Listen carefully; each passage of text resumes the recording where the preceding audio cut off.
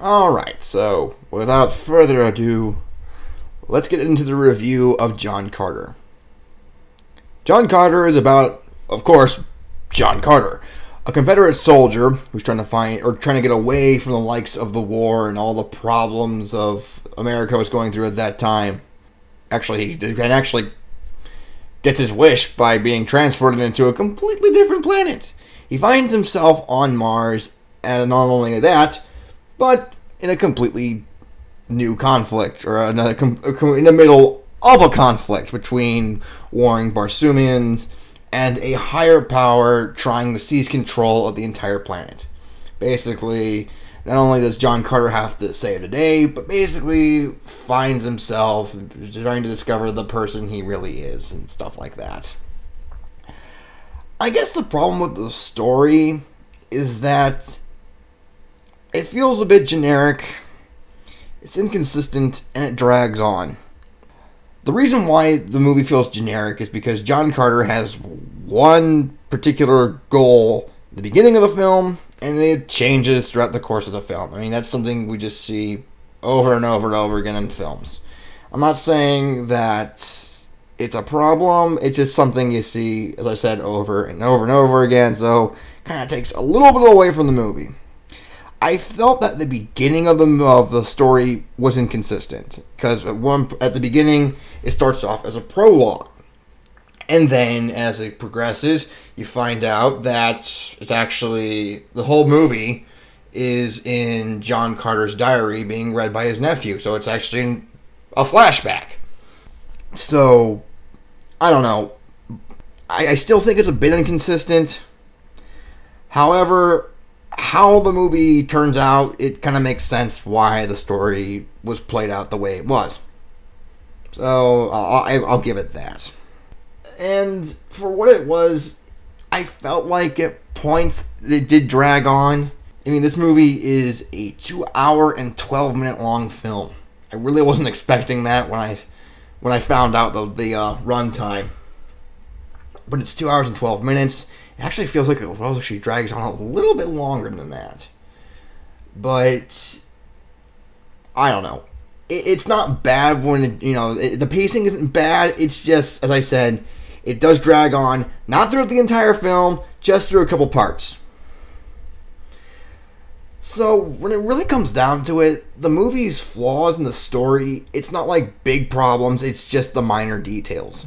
Because when it really comes down to it, aside from those problems, it's not that hard to get into. I don't know this for sure, but I think the movie translates what the story of Princess of Mars was supposed to be. I don't know that for a fact, but that's how I felt. That's because I felt, as I said, it's not that hard to get into. So yeah, it's a story with problems, but in all honesty, it's not a bad plot. Carter is led by the likes of Taylor Kitsch, and the only performance I've seen him up to this point was in X-Men Origins Wolverine as Gambit.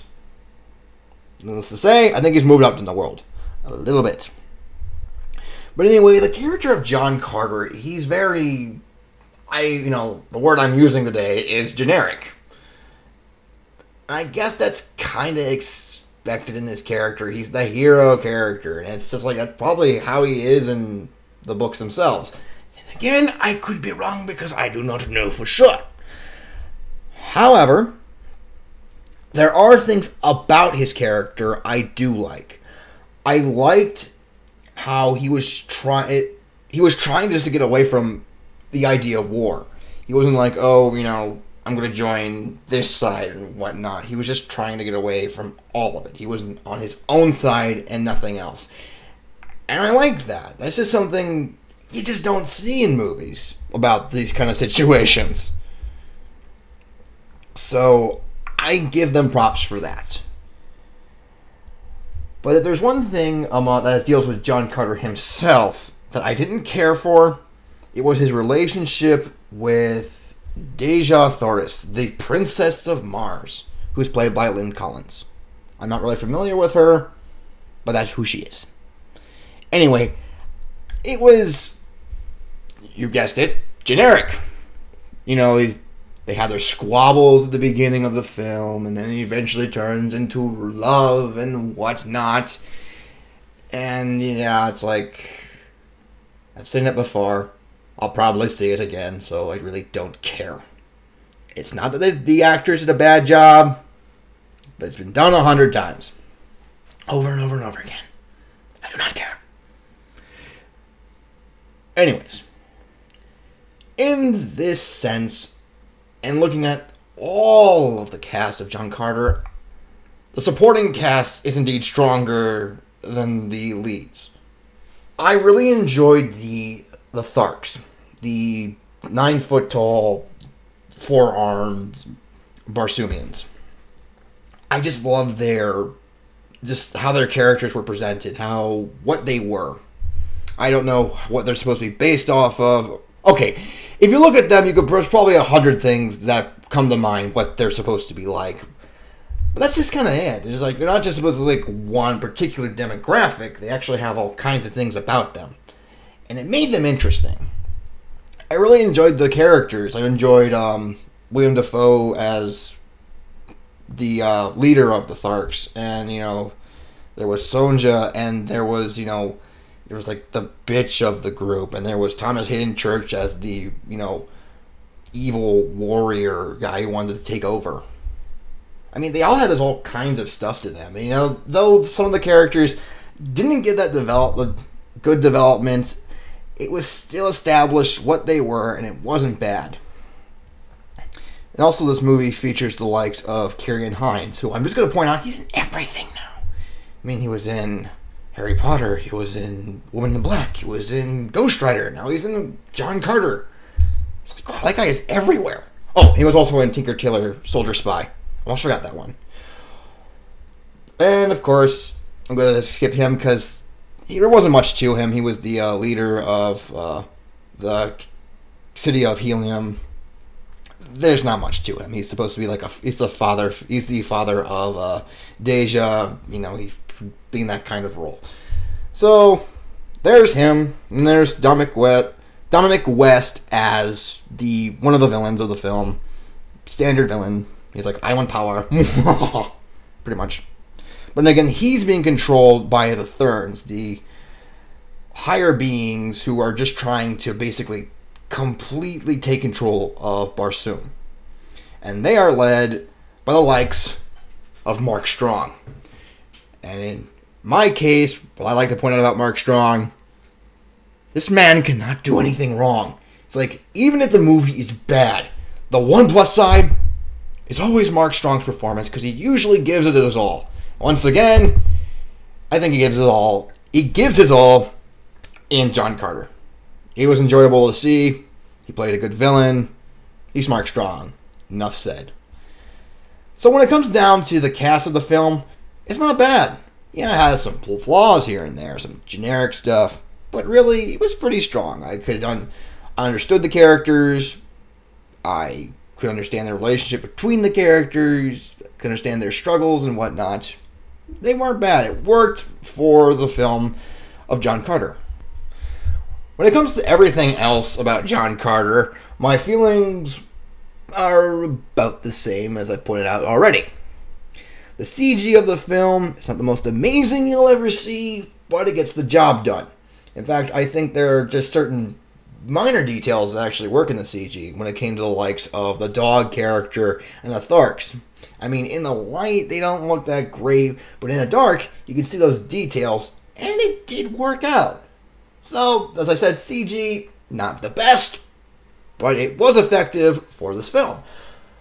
Now, for the overall set, I did like it, did understand it, but I feel like there is a certain inconsistency with the planet itself.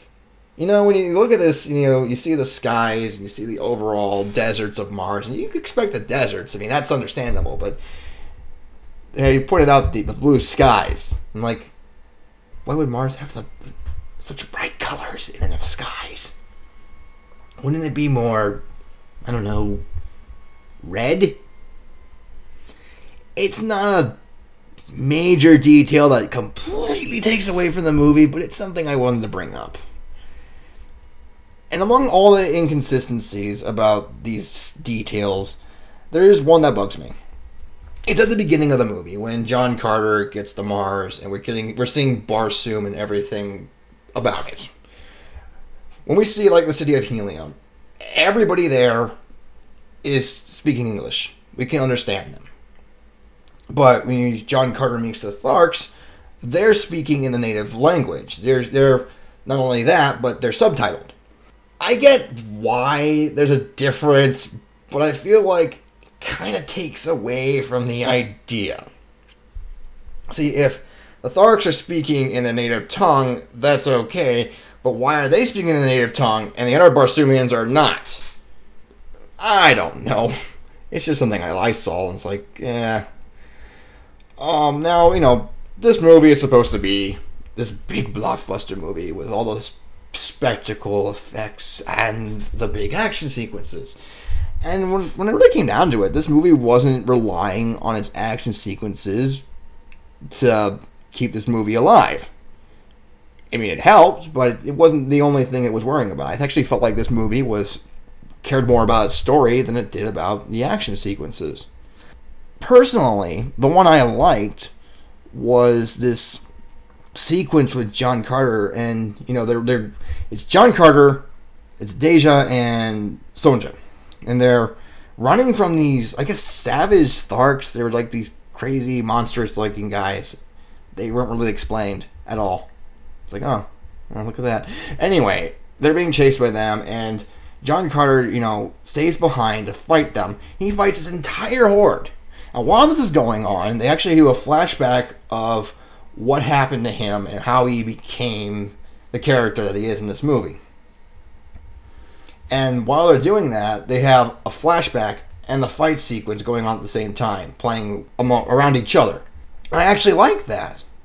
I liked how they played between those two different things, as well as the music that went with it. It really was a great mixture of things. So I give props for that action sequence. Surprisingly, I'm going to jump to the climax and the final battle. It could have been better. How it was going to go down, I was like, oh man, this is going to be really epic. But he's like, it was okay. So opposed to everything else about this movie, it's not bad actually. I mean, it's certainly hit and miss. I mean, the design is great. The set could be questioned. The inconsistencies of language and details can be questioned. The action sequences are okay. But really, when it comes down to it, the movie is still entertaining. None of these details seem to take away from the overall film.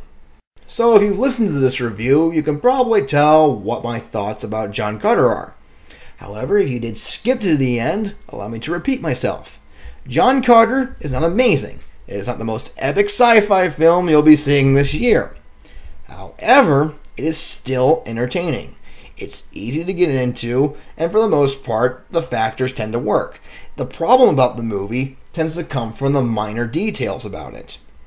Aside from that, I think it does make for a fun popcorn film, despite the fact that it's 2 hours and 12 minutes. And the topic about this movie is how it didn't do well in the box office. But then again, you look at that, you look at this film, and you look at what it's going up against. I don't know if this movie should be taking hits for that. In fact, when it comes to this weekend, I think it's the better film to go see. It's either that or 21 Jump Street. And do we really need another comedy like that? I think not. So really, I am recommending John Carter for the sheer fact that it is entertaining. It's not the best film you'll see this year. It's not the best you'll see from Disney, but it's still a fun film. When it comes to the rating of hats, it is 3.5 out of 5. And this concludes this edition of Something Cinematic. If you want to comment, feel free to do so. Or just email me at the address you see in the description. But until later, this has been Tim and Something Cinematic, the podcast for moviegoers by moviegoers.